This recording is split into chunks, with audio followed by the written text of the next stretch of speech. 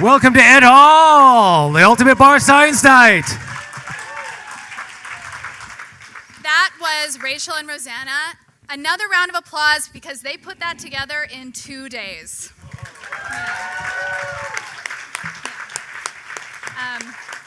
And they didn't even know that Jurassic Park is my favorite movie, or that I have an inappropriate fascination with Very Sam Neill, inappropriate, actually. who Rosanna has met, and thus I basked in her glory today, because I felt I could get a little bit by association. Well, welcome everyone. If you don't know who we are, my name is Michael. This is Kaylee. We are the hosts of Nerd Night. How many people have been to Nerd Night before? That's about 70%, I think. Yeah. But this is not Nerd Night. This is at all. This is the Ultimate Bar Science Night because if you haven't noticed, there's a little bit of a movement going on. Lots of other organizations which we've teamed up with tonight to put on the Ultimate Bar Science Night. We like hanging out in bars, we like drinking, and we like learning about science. And here we are. And we're going to have a bunch of acts throughout the evening. I do want to point out that there's a few people standing, and that was a minor capacity issue. We wanted to pack in as much people because everyone wanted to get in. If anyone wants to hang out on the stage, if you don't like standing, just come out and hang out. I'm probably going to be sitting up here too. So, One thing I'll point out too is if you're a Twitterer? Obviously, Twitterer? I'm not, by the way. I just said that.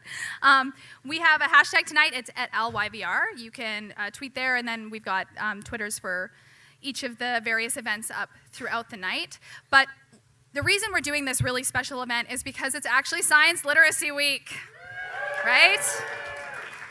Pretty amazing. And so there's so many different groups that are doing great things this week for science. You've got SFU, you've got UBC, Vancouver Skeptics, BCIT, the H.R. Macmillan Space Center, Stanley Park Ecology Society, the Beatty Biodiversity Museum, just so many different groups that are really coming together and working to make science more accessible to the general public, and that is frickin' awesome. this is kind of what we're doing here and why you guys are here as well. So a round of applause for Science Literacy Week. They do some good work. Yeah. And while your hands are warm, I'm going to get you to also join me in a big round of applause for everyone who organized tonight. It was a big group effort, and before we hit the end of the night, I just want to acknowledge that there were a lot of people involved. So one more big round of applause. I can applaud too. Ah! Those are some sweet dance moves. Oh, was that it? No, it wasn't a dance. You were clapping. That was my clap. That was my clap. This is some loose hips.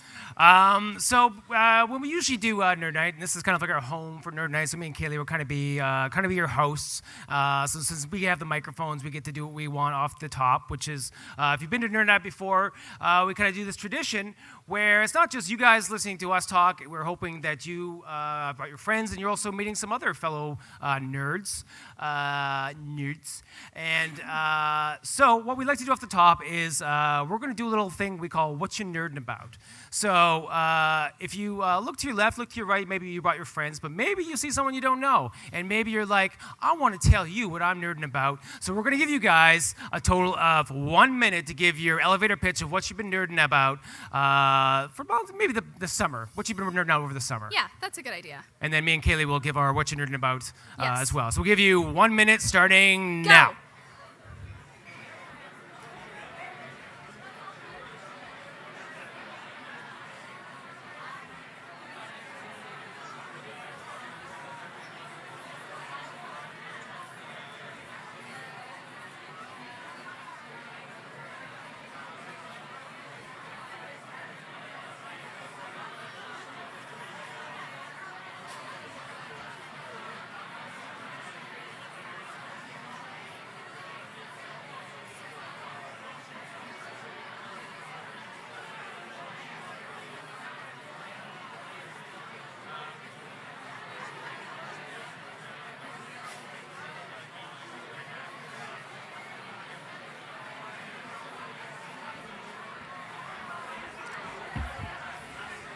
All right. Come back. Come back. Come back to us. Oh, man. It's all right. It's all right. We Yeah. got it going. We got it going. Simmer down. Schwimmer down, gnaw. Rhubarb, rhubarb, rhubarb. All right, all right. That's really good. So we actually have a couple intermissions throughout the night. If you've made a new nerd friend or a potential nerd lover, you should definitely talk to them at the next intermission. What? Whoa, that's not this kind of show, Kaylee. What building are we in? We're in the Fox Cabaret. I don't know what you're talking about. Hashtag old porn theater. Okay. I like hashtagging verbally because it links to nothing. It's really one of my right. favorite things to do. All right, Kaylee. Well, let me bring it back to what we're really talking about here, which is nerd stuff. What? And nobody knows nerd stuff better than you. So what you nerding about? Well, as you can maybe see, I'm wearing a certain uniform because I'm celebrating the 50th anniversary of this show, right? Yeah. Okay, so what show? So I was waiting to hear. It's Doctor Who, yeah. Harry Potter. No, yeah, it's good old Star Trek. So that's what I've been nerding out about. You look great. Oh, well, thank you, Kaylee. You're so welcome. And I'm watching a lot of Star Trek. I sprained my Surprised. ankle, so I have not been going out. I've just been watching, because Netflix has the original series, TNG, Deep Space Nine, and Voyager, all of it. I've just been binge watching. Did you decide you just really wanted to live the stereotype? You were just like, I gotta go hard. I've been living the stereotype my whole life, Kaylee. That's right, the animated series. I'd never seen it before. I cried during the second episode. I'm serious. Spock has a dog, and he goes back in time, and he's like, Spock was a kid. He has this traumatic moment. I know, right? Spoiler. Oh, Restrain yourself. sorry, I got really excited. It's getting I just had my inappropriate. nerd moment there. But I did want to talk to you about what I've been nerding about, because I do work at the Space Center, so I had this moment where we have all of our interpreters, and I'm like, all right, so it's Star Trek month, so we're going to do lots of shows. We're going to integrate Star Trek into our shows. And we have a lot of young interpreters, and there's about 50% of them were like, I've never seen Star Trek before. And it was very... Is that not part of working there? Star Trek isn't cool with the kids. So I made I spent a whole day making this Star Trek Bible, this course you primer. did. If you have not seen Star Trek, here's what you need to know. So the thing you need to know is that unlike Star Wars, which is set in a galaxy far, far away, Star Trek is inside of our own universe, just a future set in the near future. And most of the places that they go in Star Trek is actually inside of our galaxy. And most of the places that you see in the entire show take almost predominantly all in our own Milky Way galaxy, which is just one galaxy of billions of galaxies. But the thing is that space is really, really big. And even in the context when you watch this show, you don't really understand. They're warping. It seems like they're going vast distances. But when you look at the galaxy and you understand the galaxy we live in is just one of billions. And yet in this show where they're warping around, they're really only going short distances because, again, space is really, really big. When we go outside, to give you a sense of where we are, we're just right over here. So here's Seoul. Local space is this kind of a little space here. So we go outside and you see... that's not right? Oh, This was taken from the Star Trek book, so... We're in the that it Orion just got Spur, so fact-checked. we're probably right around here. Maybe the Star Trek universe is right around here. But you are right. We are sort of in we're at what we call the Orion Spur, which is the outer suburbs here. Let's say this area here. We'll give it look at this area. No. So what Star Trek did is that they kind of broke the galaxy into 4 quadrants. And the alpha quadrant here is predominantly where most of the action takes place. All of the aliens you see in Star Trek all take place in that little vicinity there. And when you go outside, you look up at all those stars, that's basically what you're looking at.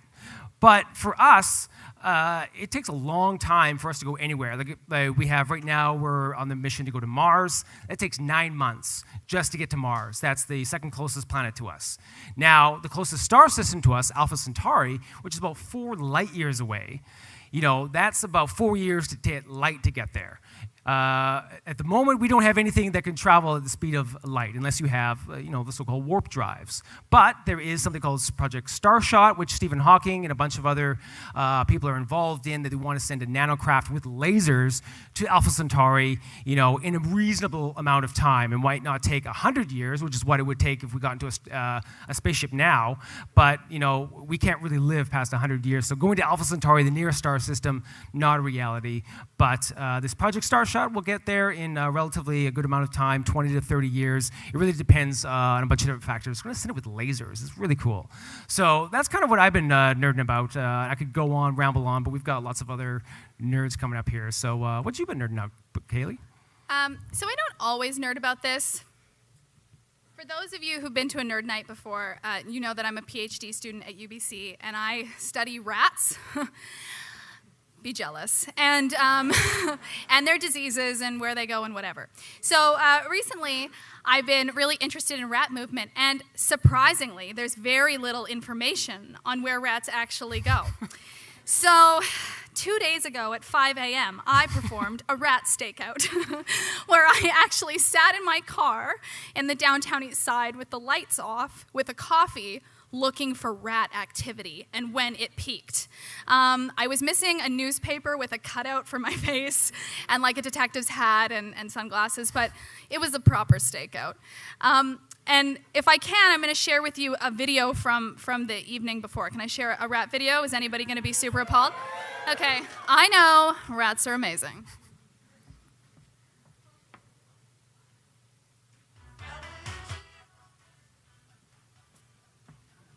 This is just one dumpster area.